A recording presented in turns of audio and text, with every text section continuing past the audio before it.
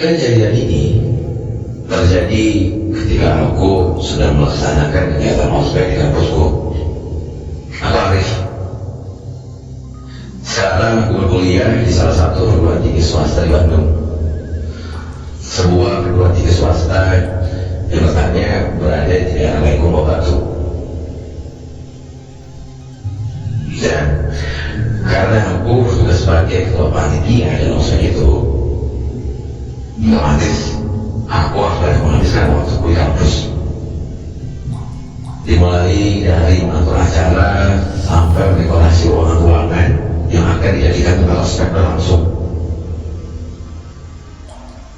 Hal itu adalah hari sebelum acara ospek jurusan yang besoknya akan dimulai. Dan hari itu merupakan hari yang cukup membuatku sibuk sana kemari.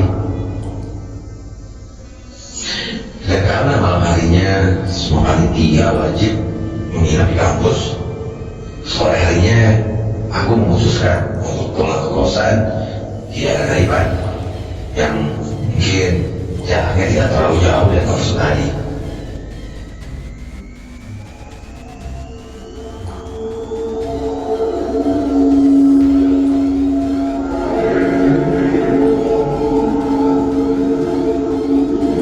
Singkat cerita, aku tiba di kosan dalam maghrib.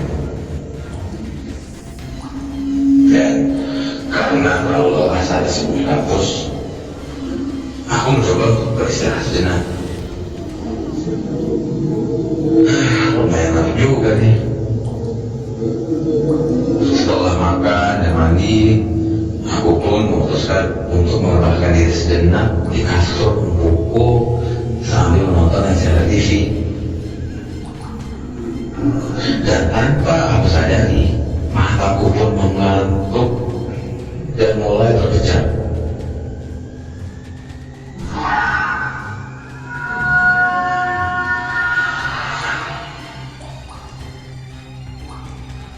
Sedang nyenyak aku tertidur, tiba-tiba aku dikejutkan oleh suara telepon genggamku.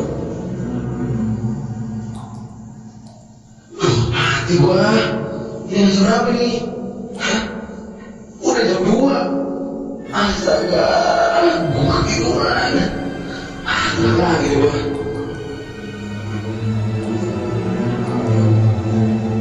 Aku mengangkat telepon genggamku. Dari sana, temanku Acong mulai berbicara dengan nada yang sedikit marah. Lu Pale, jangan keprul nih. Lihat nih, anak aku udah duit lu. Lu gimana sih? Jangan di kosan ya? Udah sekarang pulang cari. Lapar udah mau mulai nih. Tanpa menjawab pertanyaan dari teman kampus Pak Acong, aku segera mengganti celanaku dan memasukkan beberapa baju serta alat mandi ke dalam tasku. Dengan niatan besok pagi aku akan mandi di kampus. Dan segera aku mengunci pintu kosanku dan berlari sambil menggunakan kaki sepatuku. Sesampainya di ujung gang, aku pun selimut menunggu angkutan umum yang lewat. Mudah-mudahan aja masih ada angkot ke arah perempatan Cikarang.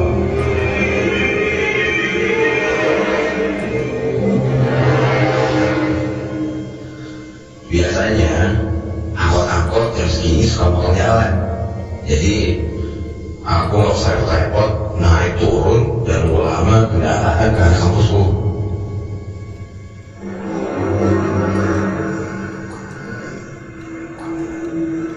Tiba-tiba saja sebuah cahaya lampu yang cukup membuat mata silau terlihat dari kejauhan.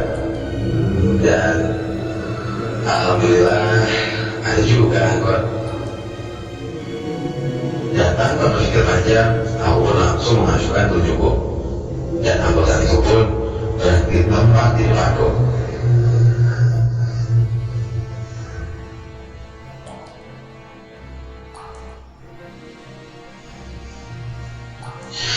Dengan sedikit menggigil karena udara pagi cukup dingin, aku bertanya kepada bapak supir bertopi lusuh dan nampak terlihat sudah lelah. Pak, motor kampus ya Pak? Tanya aku. Supir tua itu hanya menganggukkan kepalanya aja. Ya sudahlah, yang penting aku harus buru-buru ke kampus karena di sana teman-temanku udah pada menunggu.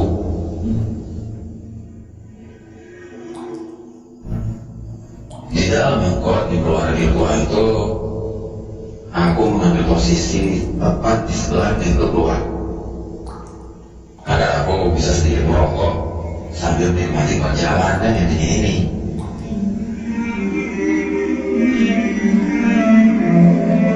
Di depanku duduk seorang ibu yang memangku bayi yang sedang disusuinya.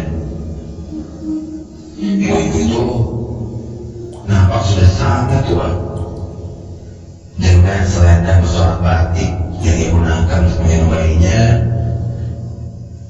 dan baju terusan berwarna putih kotor yang membuatku agak sedikit iba badannya. Serta dua orang penumpang lainnya nampak duduk berhadapan di dekat kaca bagian belakang begitu. Yang satu perempuan dengan rambut panjang dengan kabinet merah. Di hadapannya seorang pria dengan jaket jeans kucel bercelana pendek.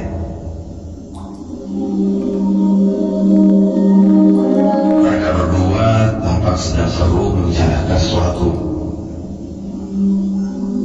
Sesekali wanita yang berganti merah itu memandangku sambil sedikit tertawa kecil seperti menyindir. Sejenak kuperhatikan penumpang lain yang duduk di sebelah supir. Namun penumpang yang satu ini nampak tidak jelas karena duduknya membelakangiku dan terhalang oleh pintu angkot yang diatur melihat.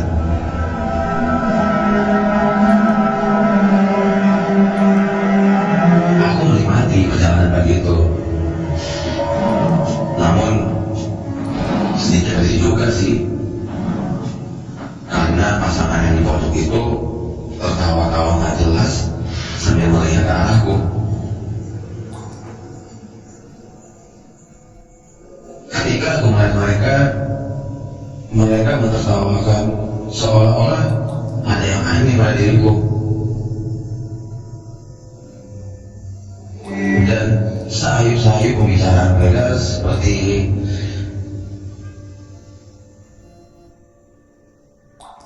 hah? Apa? Meninggal? Hah? Siapa yang bisa lihat siapa? Aku semakin merasa risih karena keinginawanku. Akhirnya aku merapatkan diri di dalam angkot. Dan apa?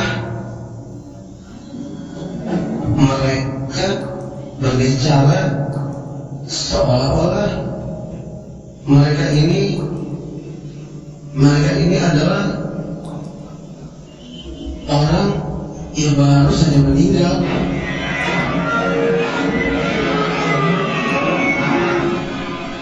Dan terakhir dengan jelas mereka itu bertanya pada wanita yang ada di hadapannya sebuah pertanyaan yang membuatku merinding dan terpaku, terdiam tak bisa bicara. Emang kamu matinya kenapa, Neng? Dan perempuan itu pun menjawab, kan kita semua mati di angkot ini, Mas. Masa Mas lupa? astaga,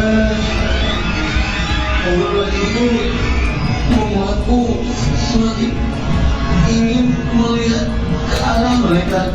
Dan ketika mataku mencoba untuk melihatnya,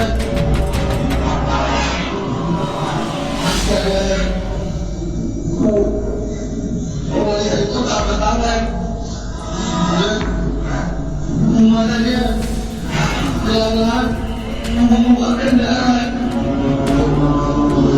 Ketika aku mencoba mengalihkan anak pandanganku karena itu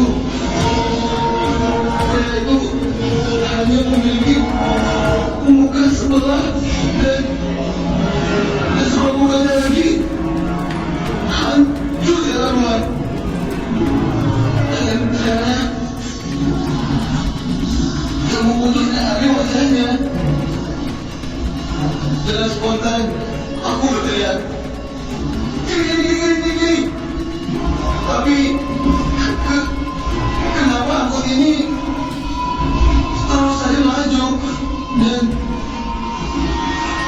tanpa aku sadari di hadapanku sekarang ibu-ibu tadi tampak sedang berusaha menempelkan matanya yang jatuh papuannya dan bayi yang digendongnya pun terus menangis seperti menahan sakit.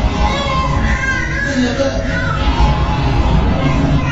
perut bayi itu terbuka mengeluarkan darah dengan khusus yang berburai.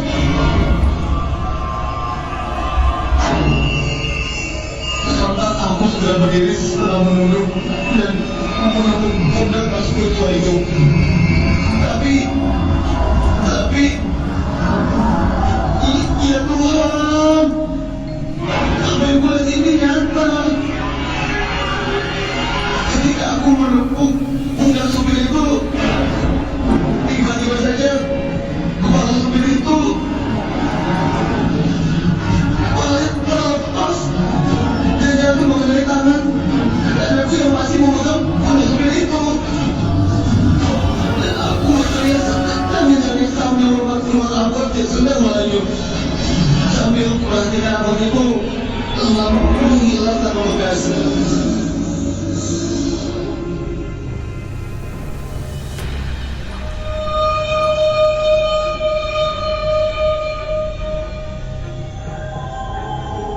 Dan aku tidak ingat apa-apa karena pandanganku menjadi gelap dan sayup-sayup ku dengar suara orang memanggil-manggil namaku. Rif, bangun Rif. Astagfirullahaladzim, Rif. Mataku perlahan-lahan terbuka. Dalam keadaan masih tidak jelas, juga masih kebingungan. Aku sama-sama bisa melihat Acung temanku dengan muka yang paling juga. Dan beberapa orang bapak-bapak yang aku kenal. Dan ketika aku menceritakan apa yang terjadi pada Acung bilang kalau tadi dia sengaja menjemputku karena lama sekali aku tidak muncul di kampus. Dan ternyata aku tergeletak di pinggir jalan depan kosanku. Jadi sedari tadi aku masih di sini. Dan seorang bapak menjelaskan bahwa memang 2 hari yang lalu terjadi sebuah kecelakaan angkot yang menewaskan semua penumpang dan supirnya.